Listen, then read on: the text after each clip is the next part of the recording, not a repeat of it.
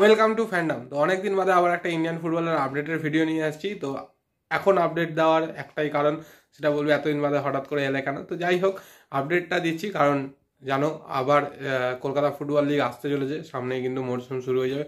তো সেই রিলেটেড অনেক ট্রায়ালের আপডেট রয়েছে, তো সেই ট্রায়ালগুলোর আপডেট তো অবশ্যই দেবো, এবং বেশ কিছু টুর্নামেন্টও রয়েছে, সেই টুর্নামেন্টের আপডেটগুলো দেবো। তো সেগুলোর জন্যই কিন্তু আশা, আর যেরকম ইন্ডিয়ান ফুটবলের আপডেট দিয়ে অনেকদিন দেওয়া হয় না, তো আজকে একটা ভিডিও বানাচ্ছি। যতটা আপডেট আছে সেই মতো কিন্তু আপডেট দেবো, কিন্তু বলবো ভিডিওটা শুরু করার আগে যে অনেক দিন বাদে, তো অবশ্যই যারা নতুন তারা অবশ্যই কিন্তু সাবস্ক্রাইব করে দিও, আর ভিডিওটা দেখো, অবশ্যই তোমাদের মূল্যবান বক্তব্য কিন্তু জানিও। তো প্রথমে বলি, বেশ কিছু ট্রায়ালের আপডেট রয়েছে, মেনলি আন্ডার 13, আন্ডার 15-এর। তো আমাদের কলকাতা ফুটবল লিগের টিমও রয়েছে রেনবোর মতো। তো সেই ট্রায়ালগুলো আপডেট দেখে নাও, এবং তোমরা যারা পার্টিসিপেট করতে চাও তো অবশ্যই কিন্তু যোগাযোগ করে নিও, নাম্বার কিন্তু দেওয়া আছে। এছাড়া এরপর বেশ কিছু টুর্নামেন্টেরও আপডেট রয়েছে 3-4টে। তো সেই টুর্নামেন্টের পোস্টারগুলো শেয়ার করে দিয়েছি, তোমরা স্ক্রিনে দেখতে পাচ্ছ। তো অবশ্যই যারা পার্টিসিপেট করতে চাও তো অবশ্যই যোগাযোগ করে নিতে পারো সেই টুর্নামেন্ট কমিটির সাথে, প্রত্যেকটারই কিন্তু ফোন নাম্বার দেওয়া রয়েছে। তো এবার আসি কিছু আপডেটে। তো সেই আপডেটগুলোর মধ্যে বলে রাখি যে এই মুহূর্তে কিন্তু ইন্ডিয়ান অনেক টুর্নামেন্ট চলছে একসঙ্গে, এবং ন্যাশনাল টিমেরও কিন্তু খেলা চলছে। তো তার মধ্যে বলে রাখি যে আন্ডার 20 ওমেন্স ন্যাশনাল টিম কিন্তু একটা টুর্নামেন্ট খেলতে বাইরে গেছে, এবং সেখানে কিন্তু প্রথম ম্যাচটা তারা 2-1 গোলে জয়লাভ করেছে জর্ডনের এগেনস্ট। এছাড়া কিন্তু ইন্ডিয়ান সিনিয়র ওমেন্স টিমও কিন্তু পিঙ্ক লেডিস কাপ খেলতে গেছে। তো সেখানেও কিন্তু তাদের ফার্স্ট ম্যাচ ছিল জর্ডনের এগেনস্টে, সেই ম্যাচটাও কিন্তু জর্ডনের এগেনস্টে 2-0 গোলে সিনিয়র ওমেন্স ন্যাশনাল টিম কিন্তু জিতেছে। এবং সেকেন্ড খেলাটাও কিন্তু রয়েছে 23 তারিখে, তো সেটা সন্ধ্যে 7টা থেকে। তো অবশ্যই সেই খেলাটাও আপডেট তোমরা পেয়ে যাবে, যদিও এই খেলাগুলো কিন্তু টেলিকাস্ট হচ্ছে না। তো দুটো টুর্নামেন্টে কিন্তু যথেষ্ট ভালোভাবেই শুরু করেছে ন্যাশনাল ওমেন্স টিম। তো আশা করবো বাকি যেই ম্যাচগুলো রয়েছে, আরও দুটো করে ম্যাচ রয়েছে, তো সেই দুটো ম্যাচেও কিন্তু ভালো পারফরমেন্স করবে। এর সাথে সাথে বলে রাখি ইন্ডিয়ান ফুটবলের আরও একটা ভালো খবর, সেটা হচ্ছে ইন্ডিয়ান ন্যাশনাল ফুটবল টিমের ডাইরেক্টর হিসাবে নিযুক্ত করা হয়েছে এক্স ইন্ডিয়ান ফুটবলার এবং একজন স্বনামধন্য গোলকিপার, অর্জুন পুরস্কার প্রাপ্ত সুব্রত পালকে। তো এটা কিন্তু অনেকদিন ধরেই কথাবার্তা চলছিল, তো ফাইনালি কিন্তু এএফএফ এর তরফ থেকে অ্যানাউন্স করে দেওয়া হয়েছে যে সুব্রত পাল ইন্ডিয়ান সিনিয়র ন্যাশনাল টিমের, মানে মেন্স ন্যাশনাল টিমের কিন্তু ডাইরেক্টর হয়েছে। এবং তার সাথে আরও একটা জানানো হয়েছে, সেটা হচ্ছে আন্ডার 20 মেন্স ন্যাশনাল টিমের কোচ কিন্তু ভিভিয়ানো ফার্নান্ডেসকে করা হয়েছে। এই দুটো কিন্তু অ্যানাউন্সমেন্ট করা হয়েছে। এবং তার সাথে আরেকটা যেটা খবর, সেটা হচ্ছে যে আইএসএল তো অবশ্যই চলছে, দেখতেই পাচ্ছ যে সামনে 23 তারিখ মানে আগামীকাল ম্যাচ রয়েছে মোহনবাগান ভার্সেস ওড়িশা। সেই ম্যাচটা যদি মোহনবাগান যেতে অবশ্যই শিল্ড আবার চ্যাম্পিয়ন হয়ে যাবে ব্যাক টু ব্যাক পরপর 2 বছর।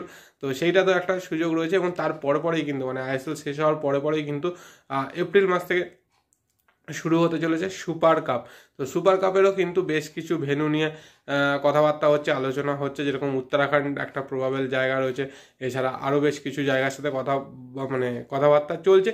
এবং তার মধ্যে বলে রাখি সুপার কাপের একটা ভেন্যু হিসাবে কিন্তু এএফএ ভেবে রেখেছে ওয়েস্ট বেঙ্গলকেও। তো যদি কোনো স্টেট সুপার কাপ আয়োজন করতে রাজি না হয়, তো সেই ক্ষেত্রে যদি ইন্ডিয়ান ফুটবল অ্যাসোসিয়েশন মানে আইএফএ যদি রাজি থাকে, তাহলে কিন্তু আমরা এই বছরের সুপার কাপটাও কিন্তু ডুরান্ডের মতো কলকাতাতেই কিন্তু দেখতে পারি। এবং বেশি দিন চলবে না, বোধহয় এপ্রিলের 4 থেকে এপ্রিলের 24-25 মানে 14-15 এরকম চলবে, মানে 12-14 দিনের একটা টুর্নামেন্ট কিন্তু হতে চলেছে, যেহেতু নকআউট টুর্নামেন্ট সুপার কাপটা। তো সেই জায়গা থেকে কিন্তু একটা সুযোগ রয়েছে ওয়েস্ট বেঙ্গলে অবশ্যই এই টুর্নামেন্টটা হওয়ার। এরপরে আসি ইন্ডিয়ান ন্যাশনাল মেন্স টিমের কথায়। তো ন্যাশনাল টিমের খেলা কিন্তু রয়েছে, সেই খেলাগুলোরও কিন্তু ভেন্যু জানিয়ে দেওয়া হয়েছে। তো মার্চ মাসে দুটো ম্যাচ রয়েছে, একটা হচ্ছে 19শে মার্চ, এটা ইন্টারন্যাশনাল ফ্রেন্ডলি, সেটা কিন্তু মালদ্বীপসের এগেনস্টে। এবং তারপরে আছে 25 তারিখে এএফসি এশিয়ান কাপ কোয়ালিফায়ার, তো সেটা আছে বাংলাদেশের এগেনস্টে। তো দুটো খেলাই কিন্তু শিলংয়ে দেওয়া হয়েছে, জানো যেই স্টেডিয়ামে এই মুহূর্তে নর্থ ইস্ট ইউনাইটেড খেলছে। তো সেই স্টেডিয়ামই খুব সম্ভবত কিন্তু এই দুটো ম্যাচ হতে চলেছে। তো অবশ্যই যারা ভারতীয় ফুটবলের ওয়েল উইশার্স আছো, ভারতীয় ফুটবলকে পছন্দ করো, তো অবশ্যই চেষ্টা করো ম্যাচগুলোতে। লাস্টবার আমরা গুয়াহাটিতে গেছিলাম, কিন্তু খুব হতাশভাবে ফিরেছিলাম, একটা খুব বাজে পারফরমেন্স দেখেছিলাম ন্যাশনাল টিমের তরফ থেকে। তো দেখা যাক এইবার এই দুটো ম্যাচ কি করে কীরকম, কারণ কোচ কিন্তু নতুন মানালো মার্কোজ, যে কিন্তু ইন্ডিয়ান ফুটবলে যথেষ্ট ভালো কোচিং করিয়ে আসছে। তো সেখান থেকে তো অবশ্যই এগুলো রয়েছে। এবং তার সাথে বলে রাখি আজকে কিন্তু ইস্ট বেঙ্গলেরও খেলা রয়েছে, পাঞ্জাব এফসির সাথে। এবং যদি এই ম্যাচটা জেতে, যদিও অ্যাওয়ে ম্যাচ, যদি জেতে তাহলে কিন্তু একটু সম্ভাবনা থাকবে, সামান্য ক্ষীণ সম্ভাবনা যে লিগ টেবিলে একটু ওপরে এগোতে পারে। তো দেখা যাক আজকের ম্যাচটাতে কি ফলাফল হয় এবং তোমাদের কি মনে হয় যে আজকে ইস্ট বেঙ্গলের টিম কি হতে পারে, কীরকমভাবে সাজাতে পারে এবং জিততে পারবে কিনা সেই সম্ভাবনাটা অবশ্যই জানিও। কিন্তু যেটা সবচেয়ে বড় কথা সেটা হচ্ছে আগামীকাল কিন্তু একটা খুব গুরুত্বপূর্ণ ম্যাচ অবশ্যই মোহনবাগান সুপার জায়ান্টের, এবং সেটা কিন্তু হোম ম্যাচ, ফুল ক্রাউড থাকবে, প্যাকড গ্যালারি থাকবে। কারণ কালকের ম্যাচটা যদি জিতে যায় উড়িষ্যার এগেন্সে তাহলে কিন্তু অফিসিয়ালি শিল্ড কনফার্ম হয়ে যাবে মোহনবাগানের জন্য দ্বিতীয়বারের জন্য। তো সেই জায়গা থেকে এটা একটা গুরুত্বপূর্ণ ম্যাচ অবশ্যই। আর উড়িষ্যা যেন সবসময় চাইবে মোহনবাগানকে হারানোর জন্য বা একটা ভালো ফাইট দেওয়ার জন্য। তো দেখা যাক কীরকম ম্যাচ হয়। আর তার সাথে বলে রাখি মোহামেডান স্পোর্টিংয়ের কথা। তো মোহামেডান স্পোর্টিং তো খুব ভালো পারফরমেন্স করতে পারছে না, ইস্ট বেঙ্গলের সাথে লাস্ট ম্যাচ হেরেছিল, তার পরের ম্যাচটাও কিন্তু হোম ম্যাচ ছিল, সেটাও কিন্তু হেরেছে।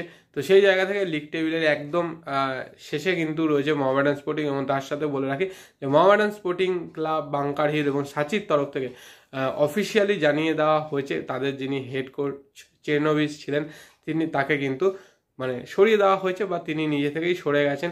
তো সেই জায়গা থেকে লাস্ট 2-3 ম্যাচ ধরে কিন্তু আমরা মেহরাজউদ্দিন ওয়াডুকে দেখতে পাচ্ছি মোহামেডানের ডাগ আউটে কোচ হিসেবে। তো এই মুহূর্তে কিন্তু কোচের দায়িত্ব তিনিই সামলাবেন। তো পরবর্তী মরশুমে মানে আগামী মরশুমে নতুন কোচ আসে কিনা না মেহরাজউদ্দিনের কাছেই দায়িত্ব দেওয়া হয় টিমের জন্য বা যাই কিছু, তো সেইটা তো একটা রয়েছে, সেটা তো অবশ্যই দেখা যাবে।